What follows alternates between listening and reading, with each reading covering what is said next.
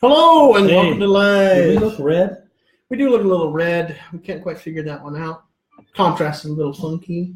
Why is it that when we do it, it always looks like this? We're just two red individuals. I'm going to try this back here. Give me just 1 second. Turn this light back there. Why don't you start talking to the people, Dad? Welcome, everybody. How are you doing? Better? That's better. A little bit better, I think. I don't know. Hey, there we go. We're good. There we go. I like that There's a better. little sunspot thing going on or something. Now we go in and out. It's you. Is it my shirt? It's you. You get close, we turn red. It's my shirt. Because I'm wearing a blue shirt. I could go change shirts real quick. No. A lot to see. Okay. All righty. Well, welcome to the Facebook Live tonight. We're glad you could join us. Did we have any questions today? Oh, yeah. We've got questions out the wazoo. All right. Well, I'm always worried about us having any questions at all. So, can you hear us? Can you see us out there? Let us know if you can see us. She says it's a little darker than normal. It might be a little darker than normal because obviously the times are changing. Yeah. It's getting dark outside. If we turn off all the lights in here, it'd be pitch black. Let me try this. What are you Last doing? time when we did at nighttime, let me try a few things here. See how Good to have you, Norman. You're joining us from North Carolina. I imagine it's awful late out there. There you go. I mean, that might work. And then this one over here. So where did you turn this one off at? Adjusted the top stem. How's that? Good. I think it looks pretty good. Maybe it's a combination of the both of us, but if we put a little space between us, it might keep that color distribution. I think we're fine. All right, I need a little more light on the place. Norman says he's joining us from Wallace, North Carolina. He says he can hear us loud and clear. Both of us are good.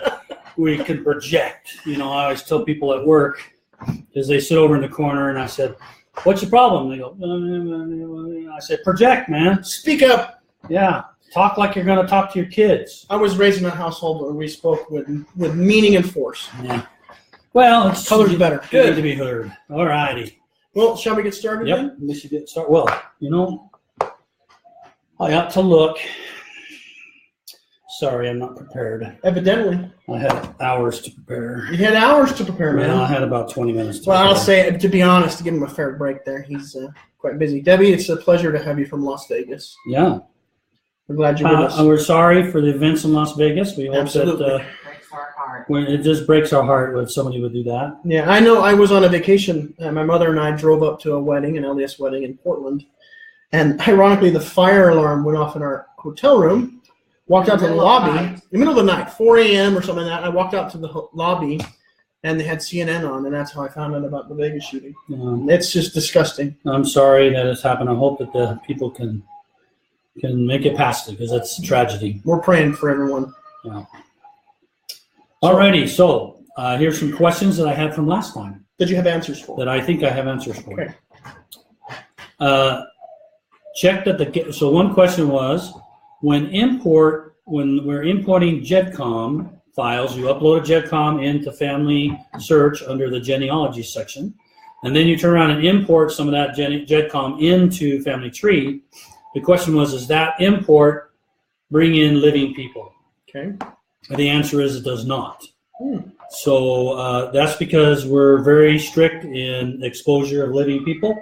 Sure. So we don't do that. So you'd have to kind of import your stuff and build it and attach it into your tree and stuff like that.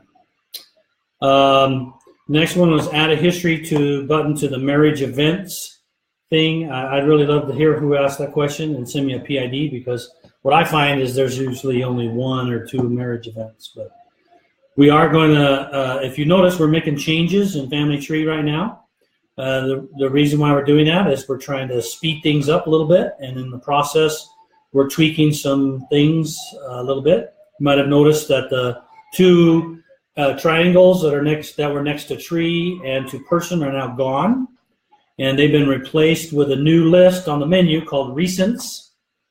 And that list behaves just like the other one. If you click on the person, it'll take you right to the person. You click on the tree, it'll change the root of your tree.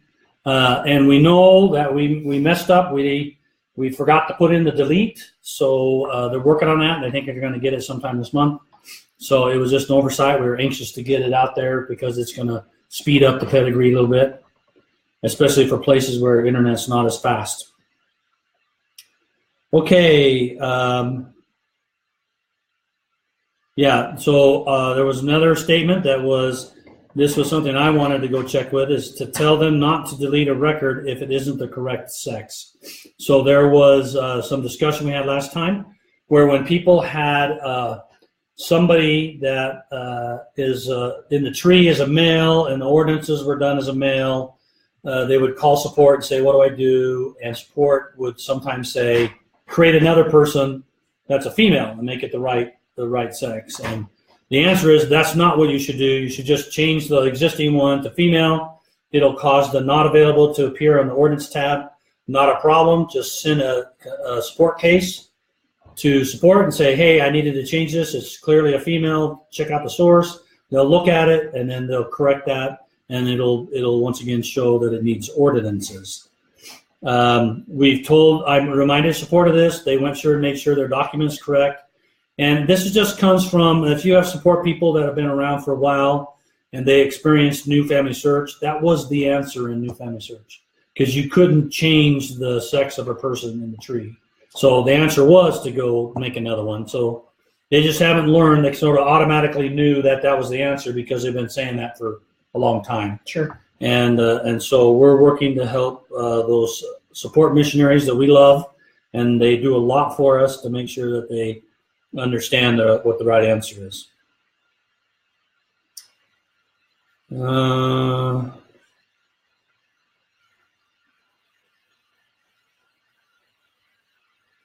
Got to play some. I had a big old long one there, and I don't think I can answer that over here.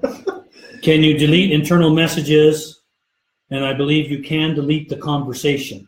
So I think, and I didn't double check this, so I'm going to have to do it, but I think you can go on the left-hand side of the messages. There's the list of messages. You click one and you see it. I think when you move your mouse over that, there's an option to delete, but I will double check that one.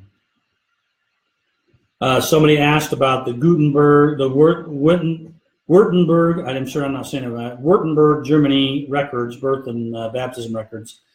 And they were asking about, they can see some of them on Ancestry, and why can't we see them on FamilySearch? Because they look like the same indexes or look like the same images. And the answer is because that particular collection has some legal rights and some business relationship stuff that requires that it be part of the restricted records you can only see in FamilySearch centers. Sure. Okay. I think that's what I have. That's it. So real quick, yes, no answer. Can you delete an erroneous source? Norman asked this in the comments. Yeah, the answer is you can't delete it.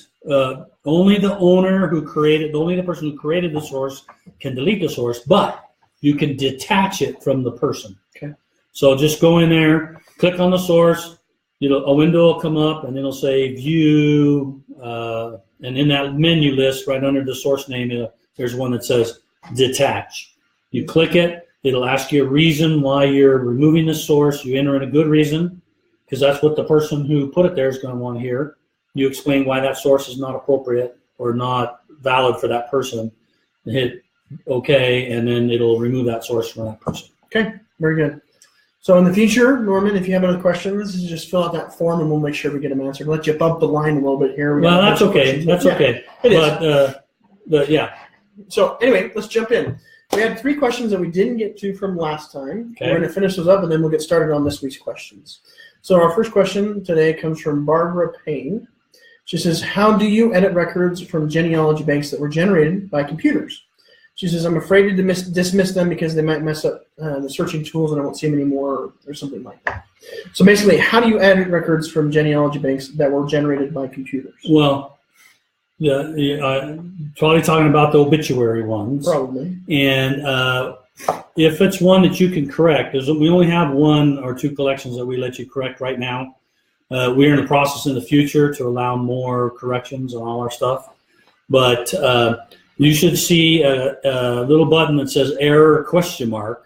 Just click that button and go in and correct the index where there's mistakes. Hit save or feedback, I think is what it is, one of those 2. And what it'll do is it's not going to immediately impact the record. it's going to send a message to that team who reviews corrections, and then they'll decide whether those become the new index for that particular record. So you go to the record, you click. Well, you can attach the record. You can, if you're worried about it disappearing, attach it first, and then you'll look at it and then click it and correct it. So that you can correct these computer-driven sources. Yeah, you could correct the obituaries that were machine generated. And we did that by, a lot of these obituaries were born digital, meaning they were never photocopied a piece of paper. It's nowadays the obituaries and those things are computer. People type them into the computer. So it goes to an arbiter, a person after that, right? Oh yeah, to review it. Well, it's not really the arbitrator. It's a person over in the records division that reviews that and then corrects the index. So it won't. You want it to correct it to be correct, and if that means it doesn't match your person anymore, okay. If you correct it and you're afraid it might go away, but it is a match, then attach it first before you do your correction. Okay, very good. Mm-hmm. So Tara asked this question. She provides a specific ancestor with the PID if you'd like. You just let me know. My computer's over there, so we can look at it. But she says she'd like some clarification on a statement on this ancestor's ordinance page. Okay. On the ordinance page, there's a blue box that says, quote, "This sealing to parent ordinance is valid, but the parents are not listed because of privacy, or they may not match those in family tree." Right. What does this mean? If you click that blue, it'll actually send you, I think, to an article to give you further explanations. Okay. So that is clickable, and you should be able to go see a greater article that'll talk more about the details. But I guess let me clarify just before we go too much further. She might be confused because this individual, I'll tell you, their death date was 1847. Yeah, she's confused because the ceiling is there and it's not showing parents. She wants to know why. That's what I guess. Well, I would guess that, and I would guess it makes sense too because the individual whose parents obviously were born in the 1700s are definitely dead at this point. Yeah, so what privacy concerns are there? Yeah, it's not. For this particular case, it's not. But there could be a ceiling the parent where one of the parents is living or something. Yeah. We'll show the ceiling the parent, but we won't show the parent. So in this case, what would be the reason that it would? But in this case, it's usually one of two reasons. One is the relationship to the parents that were present when the sealing were done. Because when we record a sealing, we not only record the names of the participants, the child's name, birth and stuff, the parents' names and births and places. We not only store that in the ordinance, we also store the PIDs of those people. And if those PIDs are no longer the parents of this person, then we don't show those PIDs as the parents. Okay, that's one reason. But the sealing of the parent is still effective.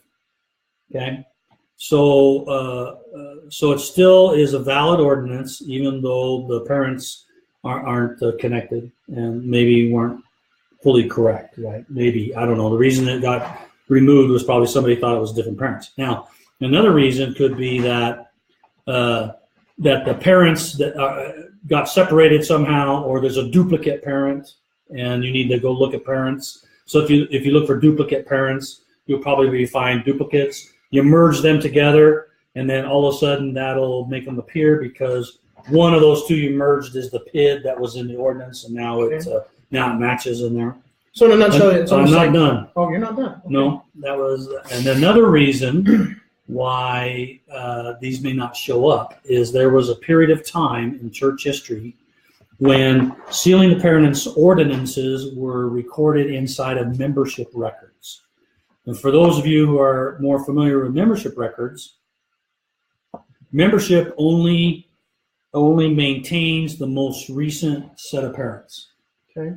So let's say you were sealed to parents A and B, and then you were later adopted to another set of parents. Okay.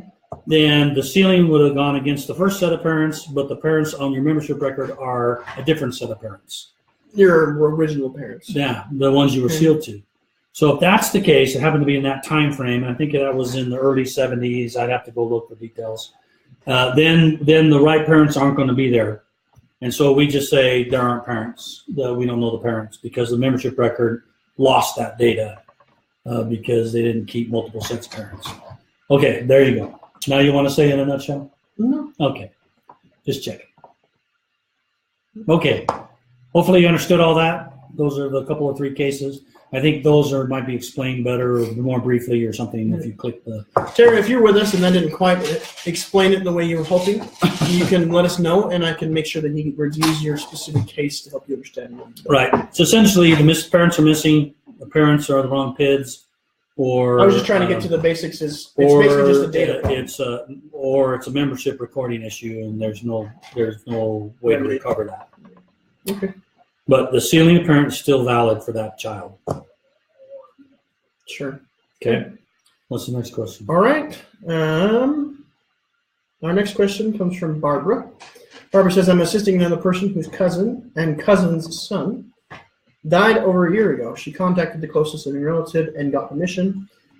She's verified the date and yada yada. Got all the documentation to say that that's appropriate. They've got it all written down. So I sent a request to the FamilySearch for permission to reserve these 2 over a month, and we haven't heard anything. When my husband requested to do the work for his unmarried aunt, we heard back in less than 2 weeks. So I guess she's saying she's helping this person. They're having a hard time hearing back. I'd submit it again. I would submit the request again. Go into the 110-year rule thing. I wasn't done. Again. Oh, I'm sorry. Mm-hmm. Oh, how the tables have turned.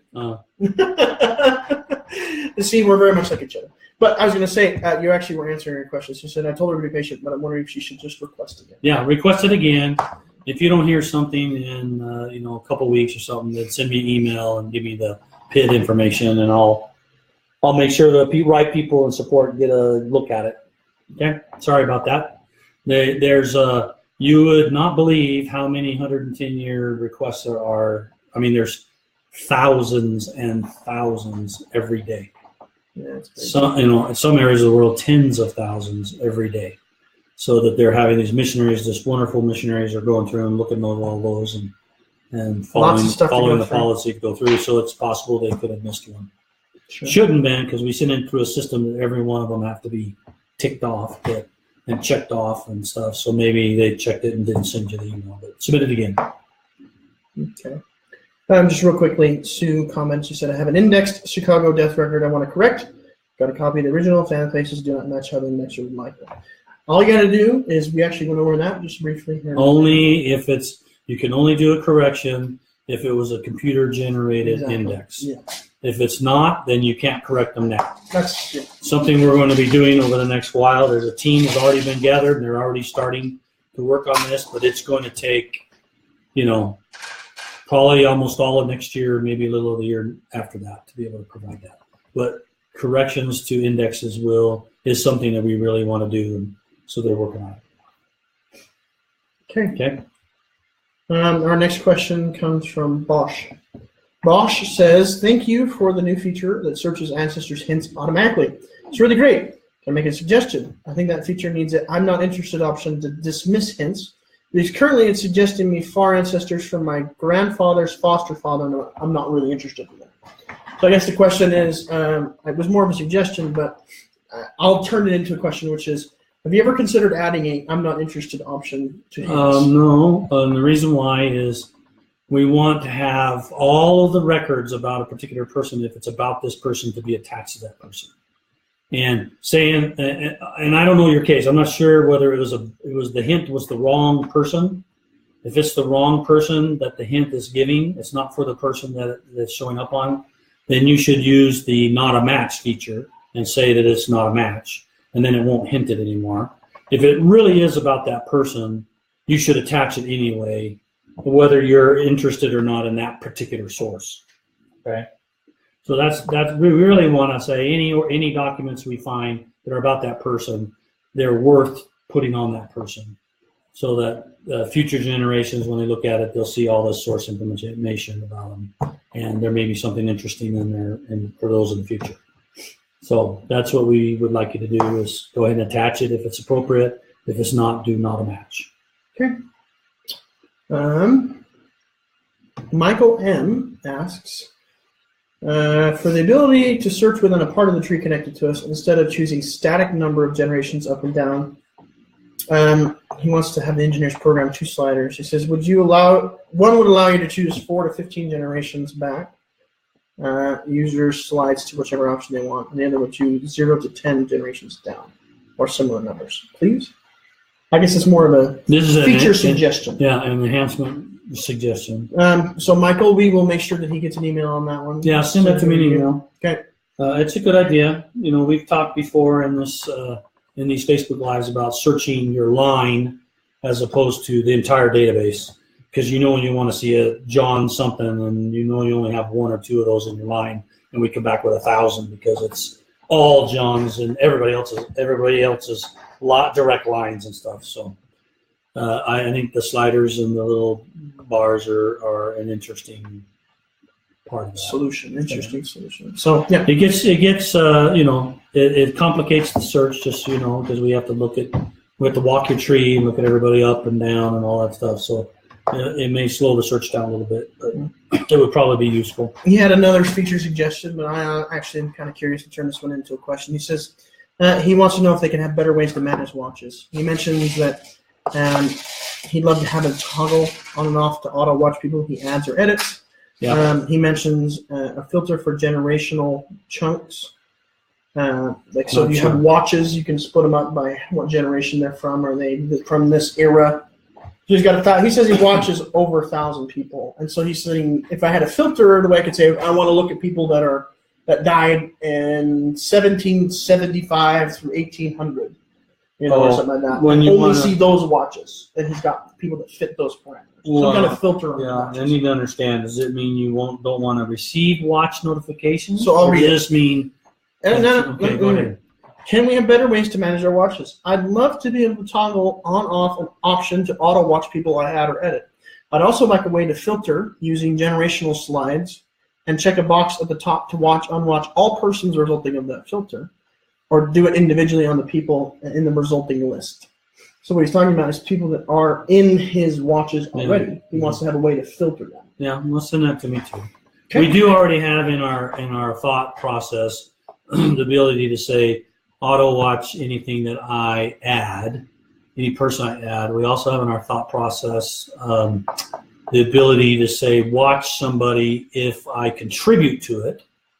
So if it's somebody you added a conclusion to. We've also talked about just a watch that says notify me when somebody changes a contribution I made, wherever it is. And you set that, and wherever you make a birth conclusion or a death conclusion on somebody else, and a relationship change on another, and anybody changes any of those, we tell you, hey, this changed, without having you set a watch on each person. It just means tell me when somebody changes something that I put in. And so those are all things we've thought about. We have on our pile, and we'll just keep moving towards them. Right. Okay. Thank you for the good suggestions. Yeah, those sound like good suggestions. Janelle asks, I'm sorry if I'm butchering these names. I really am. Yeah. I hope I'm not. He says, I've asked this question before on Facebook Q&A, but I can't find it or where you've answered it. He says, would it be possible to add a crop tool to the memories photo section of FamilySearch so that when people scan a small photo, saying that comes through on an 8 by 5 by 11 with only a corner but actually a photo and the rest of it area white, we can crop the photo to just a photo? Yeah. Is that something that's coming? No, we haven't talked about it. Haven't even talked about it. We haven't talked about it. So send that one to me. Okay.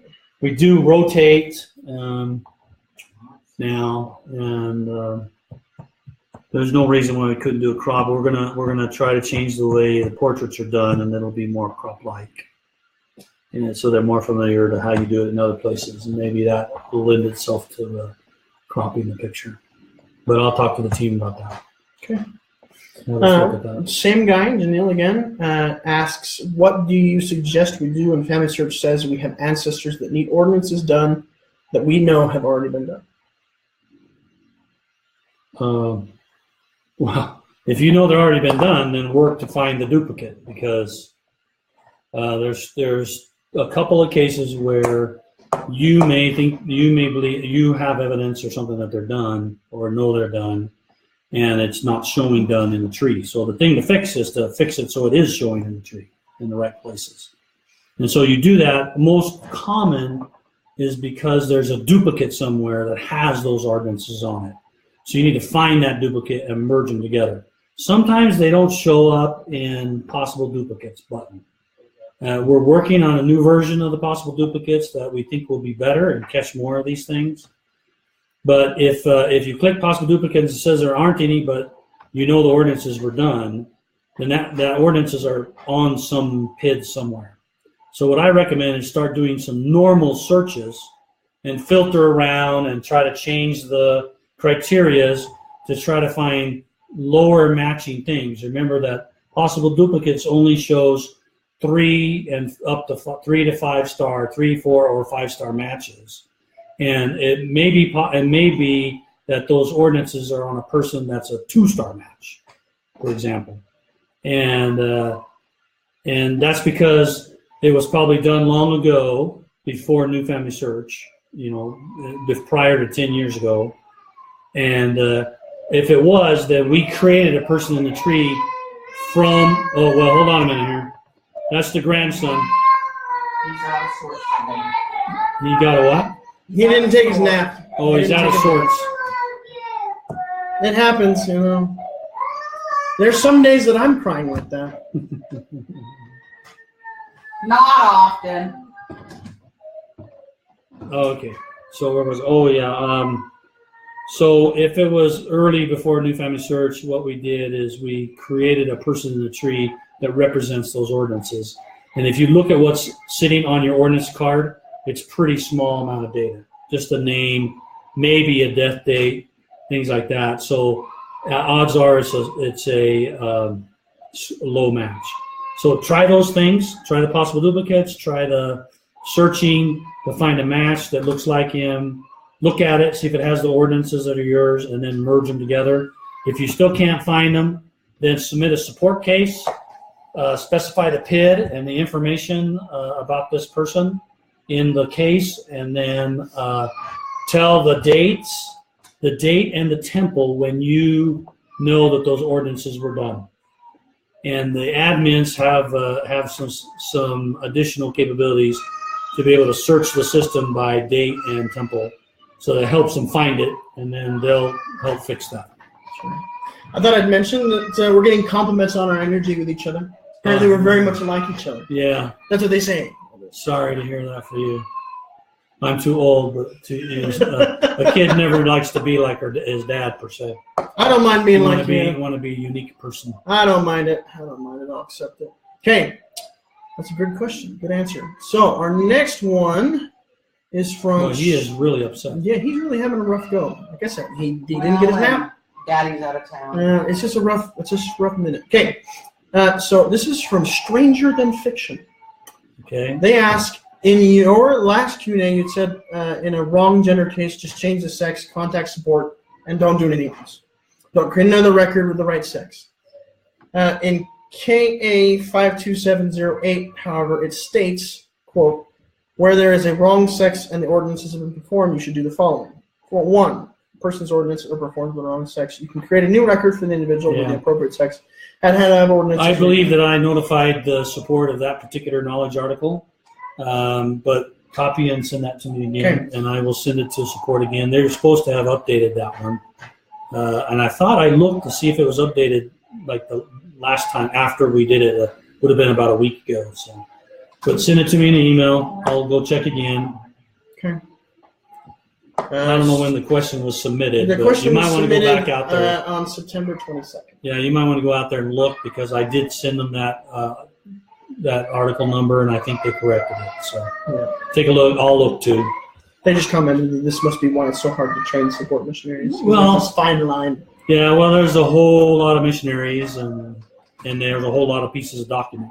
So it's hard to update everything when something changes. Right? Okay, next question's from Flyboy. I can use some help.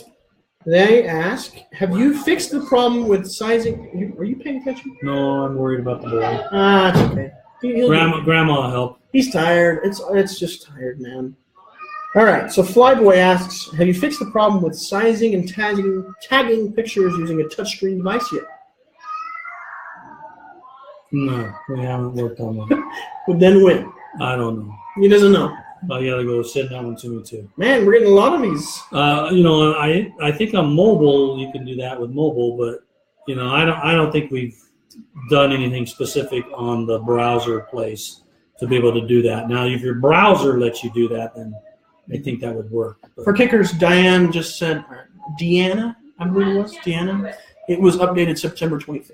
oh, okay, 3 days the after article. The article. Okay, good. So So we'll double check. We'll we'll- double check because it's never bad to double check. No, still send me an email. Yep. But I'll talk to the guys working on the update to the client because I know he wants to support all different formats.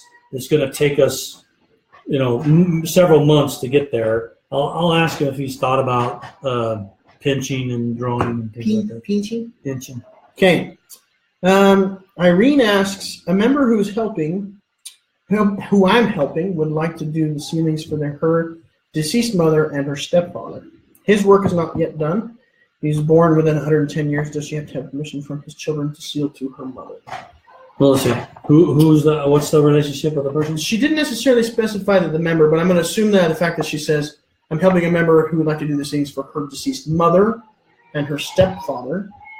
So it sounds like there's a child who has a mother, and that mother remarried, Yeah.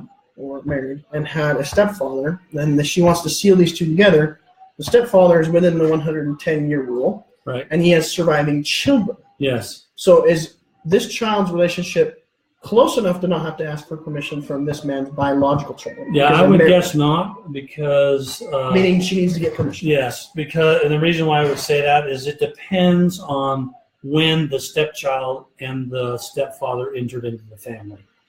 So the rule of thumb is if you, the stepchild, were part of this family that included the mother and the stepfather, and when you were 3 years old or younger, then you're considered a close living relative. If it was after you were 3 years old, and my guess that this was probably after you were 3 years old, then you should go get permission from the children of the parent of the stepfather.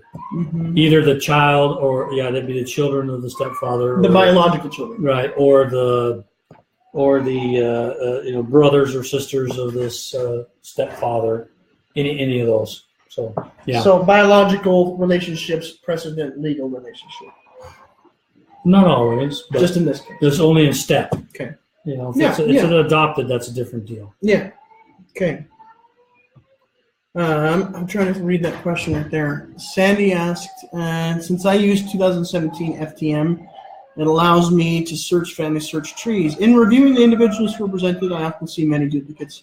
How would you like that to be handled? And I assume it is review and merge the duplicates. Yeah, although she's using Family Tree Maker. By the way, I didn't realize, I just found out today that Family Tree Maker actually reads FamilySearch trees. And so I was a surprise to me. I didn't know that happened. So I got a note off to the partner team saying, what's this? Because we're supposed to discuss all of these new partners before it happened. So I got to go find out what happened there. But if you're finding in Family Tree Maker and they're really duplicates, then we all would appreciate it if you would go to FamilySearch and merge those duplicates together.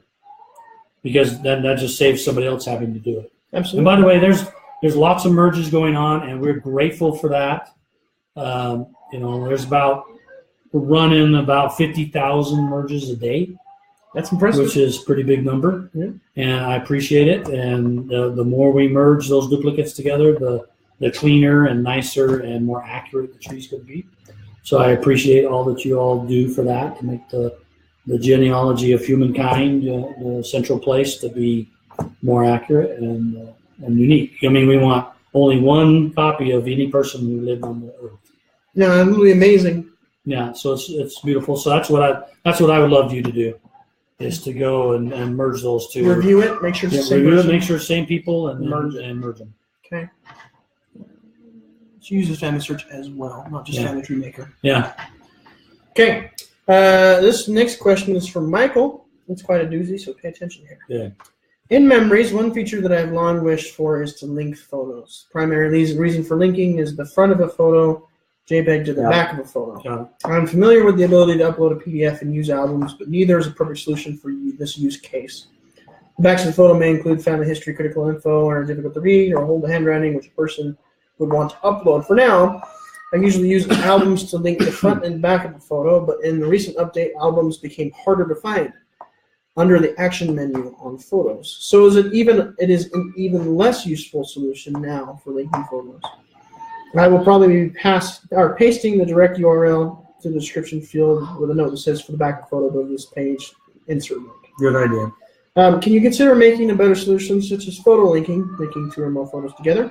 It'd be useful perhaps in other cases, such as if multiple photos were taken from different angles of the same thing. Yeah, I agree. And I am, as a matter of fact, it's probably been about 2 or 3 weeks ago where I sat down with the team with memories and asked them about these sort of things, because from way back in the beginning when we were dreaming up Family Tree, one of the things we said was we wanted a memory or source and be able to have the front and the back of the picture be together. They're like one thing, and that's what he's asking for. Sure. When would you like me to email this to you? No, I know this thing. We're already have it on our list, and it's on the radar. Yeah, absolutely. And I've talked to him, and I told him, I said we need to put this on the list to do, and I don't remember right now offhand when it's scheduled to be started. But yeah, I actually believe we have the ability and that we ought to be able to have multiple images. So if you do a scan of a will or something that's 10 pages, you should be able to put the 10 pages together. And it'll show up as one memory in the gallery. Sure.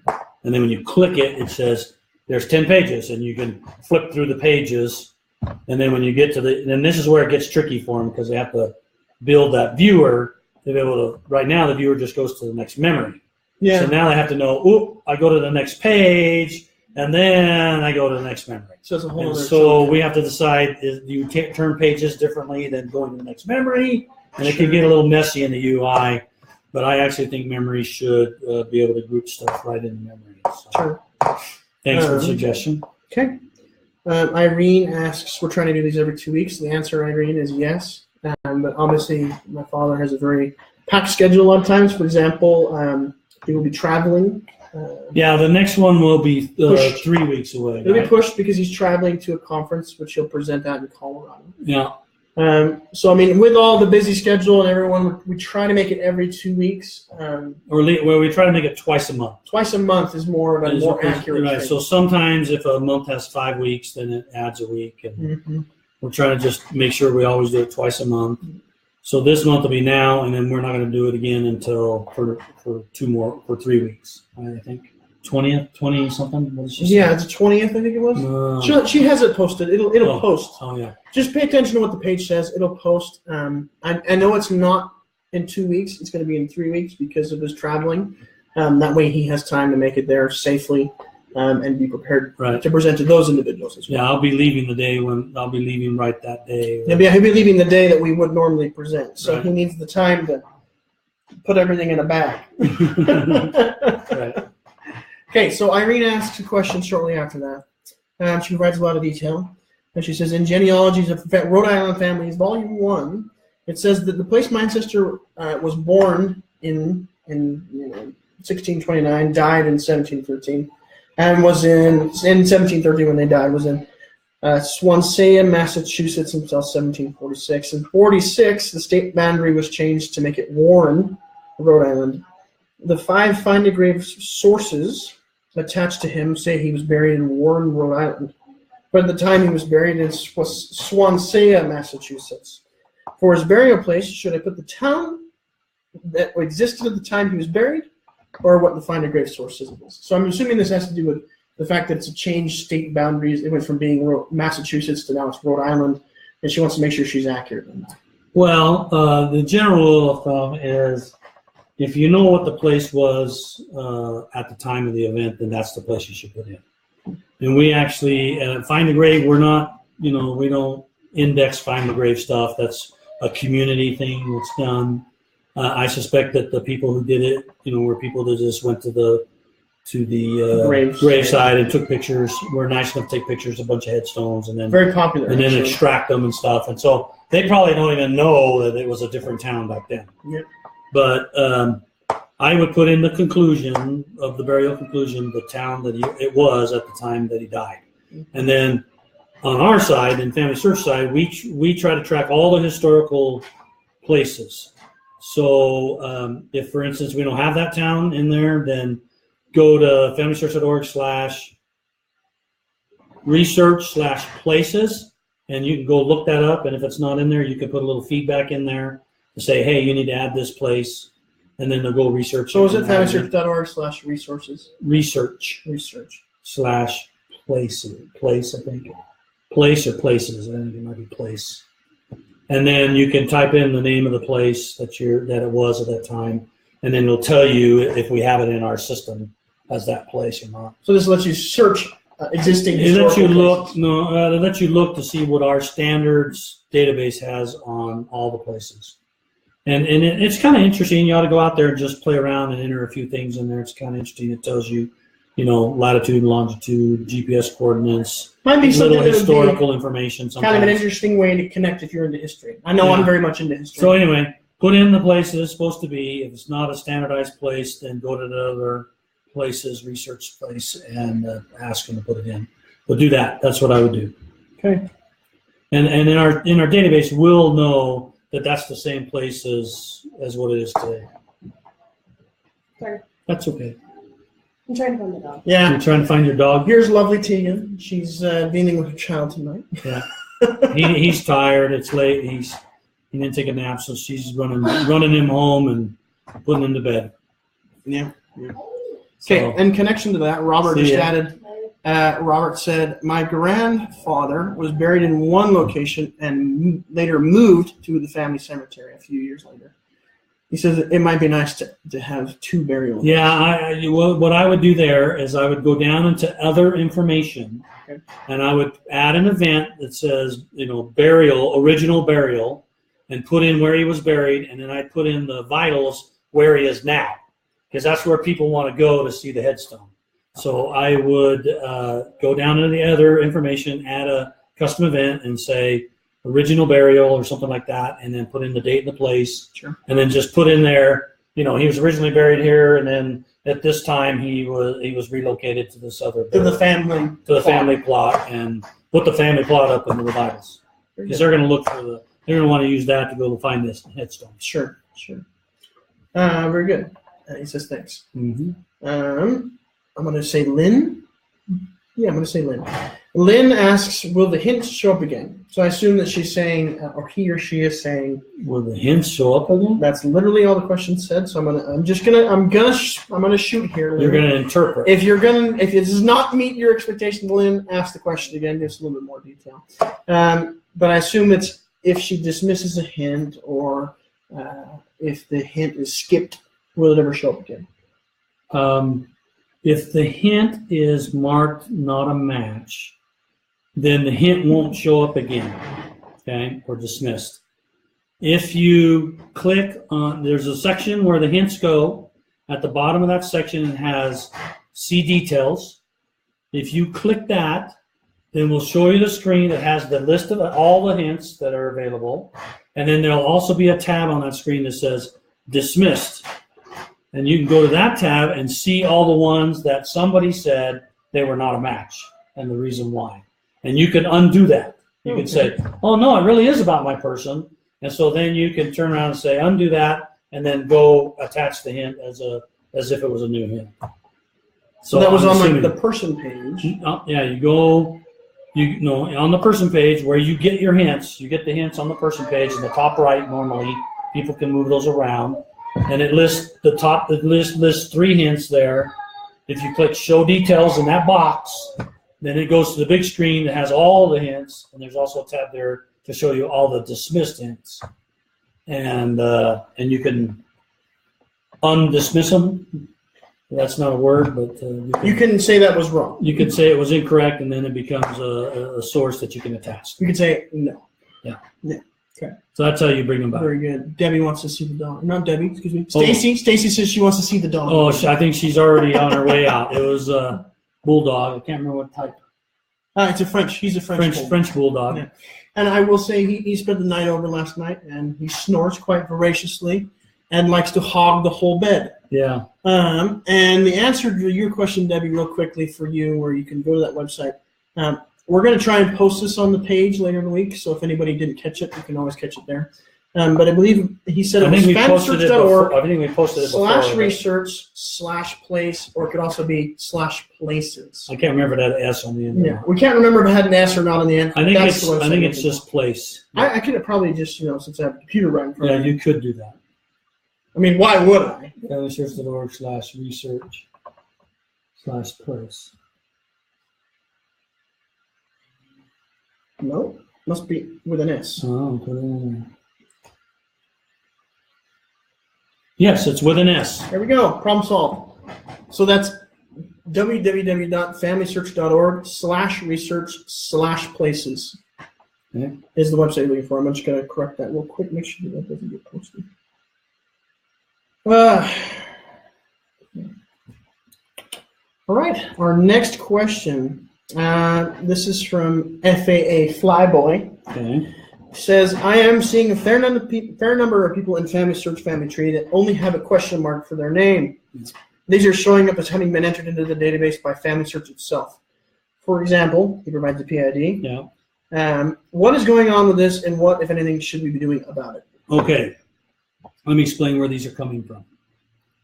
In the earlier system, so it's called what used to be called new.familysearch.org. I've tortured my boss every time this word comes up because he's the one that chose the name new.familysearch.org. And how can you tell somebody it's old when it has new in its name? So in the prior system, you were not required to enter in a name. For yourself? For any ancestor. You could just say, here's a father, he doesn't have a name, and he was born in this date. Okay? Well, when we were working on defining family tree, I said, no. You got to have at least 3 things to put a person in the tree. You got to have a name, and the name could be Mrs. Smith or Mr. Smith or John Doe, or just a first name or just the last name. It's got to have a name, it's got to have a sex, and it's got to have either living or dead. And that's the minimum you can enter in family tree. So FamilySearch didn't actually enter these things, but FamilySearch, we migrated the information from the old system into the family tree, and we had to make it obey the rules of family tree. So when we migrated it over, if it didn't have a name, then we put the name as question mark. And the reason we put question mark is because it's a universal symbol that always means unknown in all languages. Well, there you So go. we did that, so we didn't have to worry about translating it. If you're looking at it in Chinese, we say one thing. Looking at Japanese, say something else. Russian, you see something else. We just put a question mark, and we didn't have to translate anything. So what that means is it's a piece of data. It's a relationship in a person that was entered in long ago, probably in AF or ancestral file or personal resource file years and years ago, was imported into the old system and had no name. Mm-hmm. And before, in the old system, it just showed up as a person with no name. Mm-hmm. I think it might have said unknown. And then when we came to our system in Family Tree, we made it a question mark. So you have a couple choices. One, I would recommend that you look at it and see if there's some clues there. For instance, it may have a birth date, it may have a death date, a location. So it's worth making some effort to find out if that person really existed. So do some investigation, try to find a source about that place, and if there's a marriage or a father or a child. Sure. If you find it, then great. You just update that question mark with the real name and all that kind of stuff. Gotta get in the nitty gritty and do some research. Yeah, you gotta do a little research to see if it was real, and you probably can't delete it because I suspect it has multiple contributors on it. Probably. But usually what I do is I find the name of the person and just change the question mark to the real name, and when I find the information. Add more data points. Yeah, you can. If you get frustrated because it's sitting there and you can't find anything, then remove the relationship is also an acceptable answer. Okay. He asks another question. He says, every now and again, while working through suggestions, I click on a person's name in the suggestion. The navigation box comes up with tree and person on the bottom banner. But the name comes up as unknown. Yet when I click the word unknown, it redirects me to the right person with their actual name. Something weird going on with coding there? Okay. Read that. Sounds like an error. Sounds like a bug, potentially. Read it again. Okay. Every now and again, while working through the suggestions, I click on the person's name in the suggestion. Okay, I'm trying to understand where the suggestion is. It may be, so I need more information there. I don't know anything particular. Is this on the home page, I assume? I'm going to guess it's on the home page. So you need to give me more information. Is it something on the home page that says it's probably a research suggestion or something like that. Okay. He clicks on that and it says unknown for the name. It's the navigation box coming with tree in person on the bottom banner, but the name comes up with unknown. Yet when he clicks on unknown, he redirects him to the right person and actually has their name. Well, that's probably because I'd love to have the PID of the person that ended up on, so I could go see. So if you're out there, please email me with the PID. There you go. My guess is that there's a reference to an old PID that existed in the new FamilySearch day, the old day. And we don't have that data in here because they were merged together and things.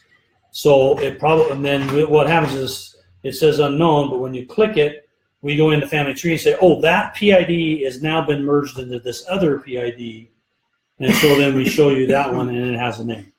So I'd like to know if you can send me a screenshot of that too. That would be terrific if you're out there. And that way I can find out where, because the system, the people who are showing you that suggestion should deal with the redirection and show you the end name and not the unknown in the middle. Sure. So I need to find out where that code is, and I need to see that screen so I can look and say, oh, okay, I know which team it is. So if we're out there, it's a screenshot and also the PID of the individual and maybe an example of specifically what you're looking at. Yeah, for the end result. Okay. Thank you. Third question from Flyboy. This is in suggestions. Again, in suggestions. After I finish with one and refresh the page to get it to go away so I can work on others, it remains, when I click on the suggestion blue box, I get an error message saying something to the effect of that the temple ordinances cannot be displayed for this person. More detail on this one as well? Well, I don't understand that at all. Because research suggestions have nothing to do with temple. I'm assuming that this might be in descendancy view when you see the suggestions off the side, little blue boxes that say research suggestions. You click on research suggestion and it tells you the temple stuff can't be displayed? That's what he said. When I click on the suggestion blue box, I get an error message saying something to the effect that temple ordinances cannot be displayed. Send me an email for that. Okay. That's really weird. If you have a particular PID, that would be terrific.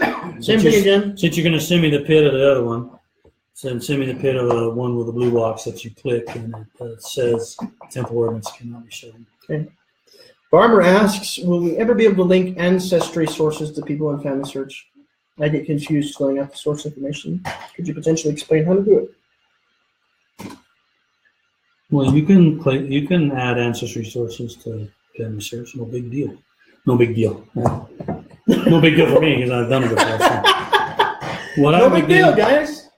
There used to be a partner, and I don't know if they're still around. It's called Record Seek, and they would do this. You could go to somebody else's page and say, "I want to make this a source," and it would generate a source for you. You could look at that. I think that company's going out of business, so I'm not sure if it's the right place to go. But what I would do, if you have an ancestry source, what I would do is I would open two browser windows or two tabs. And on one of them, I'd have the ancestry, and on the other one, I'd have FamilySearch. And I would go to the PID that you're interested in, and then the records you see over on ancestry. And then I would go down to the source section, and I'll say, create new source. And then when that create new source comes up, just copy and paste the title off the ancestry page, paste it in the title over there, take the citation that's on the ancestry page, paste it over there, and then take the URL of the web page that shows the ancestry source and paste it into the source in Family Tree, and then take some notes, put in the notes maybe some data about what's on that source. So they're saying that Record Seek, Robert, Mary, and Robert again says he used it today. Works really well. Okay, Still Record alive. So RecordSeek still works. So you can go to recordseek.com, I think is where it is, or look it up under the apps of FamilySearch. What they do is they allow you to have a little browser plug-in that you can go to any site. When you find the page you like, you just click make a FamilySearch source out of this thing, and it'll create a source over in FamilySearch with all the stuff that I was talking about. If you're a member of the LDS Church, you can get an account on FamilySearch or on Ancestry for free. And if you do, there's a way to link that you can link the persons on between Ancestry and FamilySearch, and then you can transfer sources back and forth. So that's another option. And yeah. Okay, so that's what we have right now. Also, I think you might want to, if you have an Ancestry tree, I believe that Roots Magic, one of our partners, just recently has come out with a version that can sync. They actually have access rights to read your Ancestry tree. So they can take your Ancestry tree and pull it down into Roots Magic. And then Roots Magic already has the ability to synchronize with FamilySearch.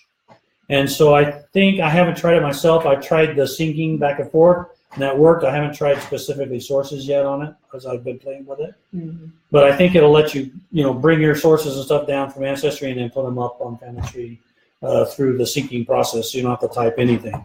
And so you might want to investigate them as well. So there's 2 or 3 options for you. Okay. Debbie says, how much longer are we going to be able to use Windows 7 with FamilySearch? She works with several blind patrons that specifically use Windows 7 for its accessibility. Well, we're browser-based, so if you, as long as you have a browser that is supported on Windows 7, then you can continue to do so. I think we're having a little trouble supporting IE 11 or something like that. That's the last one that Microsoft allows on Windows 7. It's starting to be a problem because it's so old technology that we're struggling to work with it. But what I recommend is installing either Firefox or Chrome. Chrome is the one that most people have the most success for.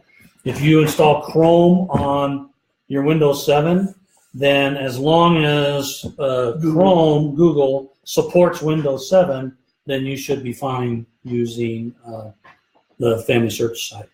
And they generally are pretty good. I mean, I know on my mission at least, there were some computers that were still running XP, and they still had support where they could use Chrome on it. Yeah. Granted, it was slow. It wasn't lightning fast, but it still worked. Yeah. So that's what I recommend. Go getting Chrome. It seems to be the most universal browser that will work on most machines. Curtis, just your comment on that one was good. Said, I love linking and transferring sources through Ancestry to FamilySearch. It's great. Yeah. They really like While you're on Ancestry, mm-hmm. Yeah. Okay. So there's your answer, Debbie. Tracy asks, let's see. 829. So 829. Let's see what this question, maybe 1 or 2. Okay. Tracy asks, hi, Ron. I have a question about web indexing. I'm a Temple and Fem History consultant for our small branch, but in the branches group on indexing, I have no administrative rights. How can I get admin rights for our group? Also, with the web indexing now in place, is the program going to be removed? Meaning, I assume that means the old one. The old one. Yeah. So just for people who are not familiar with indexing, that's the way we get extracted data out of records. And there was older versions been around for 10 years that you downloaded it on your computer, installed it, and then you would download batches and do the batches and send them back. It's really quite antiquated, actually. And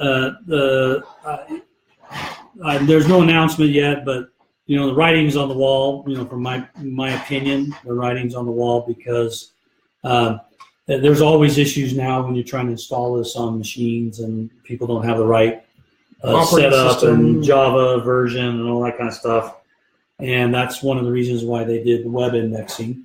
And also it kind of removes the need to download the batch and upload the batch. I also find that maybe it helps you have smoother update transitions. Yeah. You can keep it up. So let's see. What was the question? So the question was that, will it go away? And then admin rights in regards to admin rights. Now that doesn't make sense to me. If you have the right calling, you probably ought to make sure that your calling is correct in the ward, or branch that really has you listed as a temple and family history consultant or consultant, and make sure you have the right calling because that'll matter. And if you still have the right calling and you're not seeing admin rights, and I may not be understanding it fully because I haven't dug into the admin rights side of indexing, call support and tell them your troubles. Send me that email or that stuff, and I'll ask somebody, and then I'll come back next time and reply to it if it hasn't been solved or not. All right. Okay. We can ask one more. One more. Let's do one more. Okay.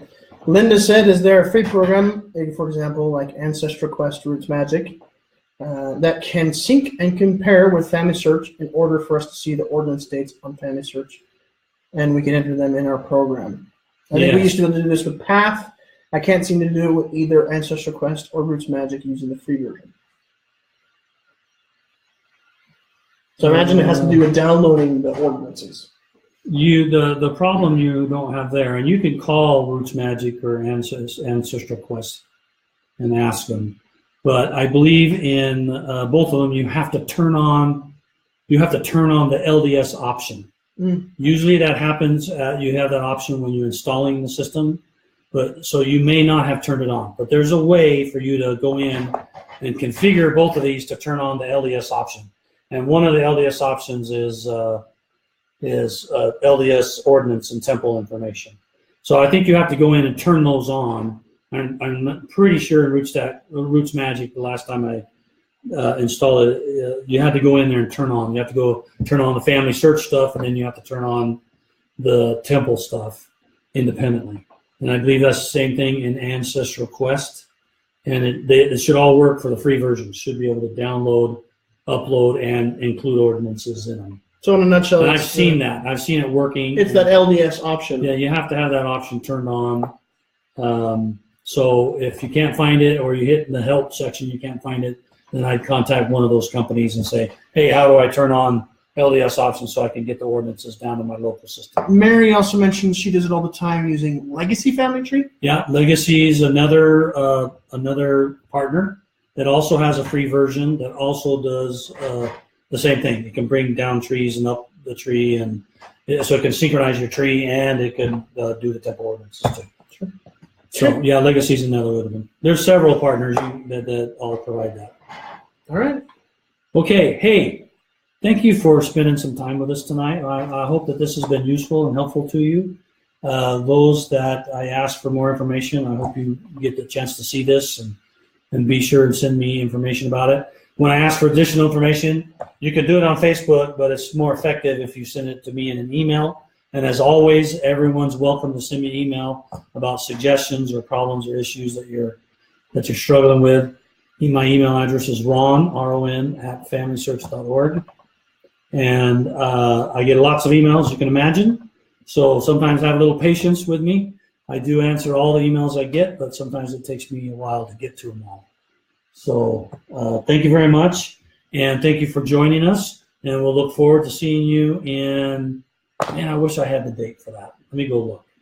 It was at FamilySearch.org, right? Ron @FamilySearch.org. I'm going to look at the date. I'm just going to post it in the comments for you to copy if you'd like. No. So we're not. So that way you should see it right there in the comments. If you're interested in sending me an email, it'll be a copy of it right the next Facebook Live will be on October 26th at the same time that we've been doing always before. 7:30. So it's one extra week longer out, and that's because I'm going to be in Colorado or traveling to Colorado to present at a conference in Lakewood, Colorado on that Saturday. So I'll be traveling over towards Colorado and won't have time to do this in 2 weeks. So we'll do it on the 26th. We're doing it on the 26th. But don't concern. It will be posted it'll be posted on our Facebook page, as always, for your pleasure. Right. And just in the meantime, if you've got questions as you think of them, that form will be open the whole time for you to enter in questions, and you're welcome to enter them at any time. Right, and we just answer them in order that they were entered. Correct. First come, first served. So I will say that we do have several that we did not get to from this week. We have about eight questions that didn't get answered this week that were asked. And we'll just start right there next week answering Exactly. those 8. Yep, So, that's where we'll start. So thank you very much and have a pleasant evening. And we'll see you next time. always.